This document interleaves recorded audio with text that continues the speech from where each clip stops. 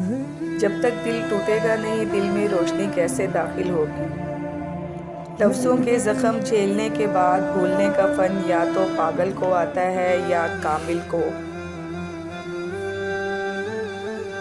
कोई नहीं देखता कि आप किसी के लिए कितना करते हैं, वो सिर्फ वही देखते हैं जो आप नहीं करते।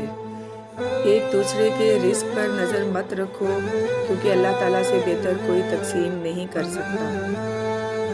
हम अगर ज़बान की फैलाई हुई मुसीबतों का जायज़ा लें तो मालूम होगा कि खामोशी में कितनी राहत है। अगर आप हाथ पर हाथ रखे अच्छे वक्त का इंतज़ार कर रहे हैं, अच्छा वक्त भी टांग पर टांग रखे आपकी मेहनत का इंतज़ार कर रहा है। जिनको मंजिलों की फ़िक्र हो वो लज़्ज़तें देख कर रुकते नहीं, अपना सफ़र जारी रखते हैं। राहे हयात की तलखियाँ सहते सहते अब तो बहुत कड़वे से हो गए हैं हम।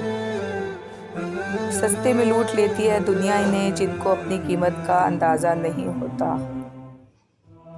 हयादार होना मर्द पर इतना ही वाजिब है जितना कि औरत पर। वक्त हमेशा एक सा नहीं रहता, हर चीज़ अपनी रानाई खो देती है।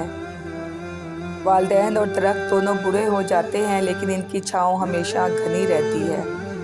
ताल्लुक़ बाकी रहे न रहे, एहतराम बाकी रहना चाहिए। वो रिश्ते कभी नहीं टूटते जिनमें दोनों तरफ निभाने की चाहत हो। अल्फाज भी फूलों की तरह होते हैं, इन्हें सोच समझ कर अदा किया करें। इनमें से आपके ज़र्फ़ की महक आती है। वक्त आपको बता देता है कि लोग क्या थे और अब क्या समझते थे।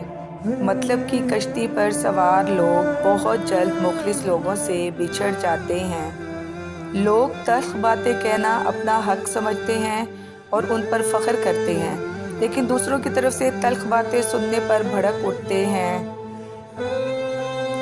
रिश्तों में इतना भी कंप्रोमाइज़ ना करें कि अपने ये भी भूल जाएं कि आप भी इंसान हैं।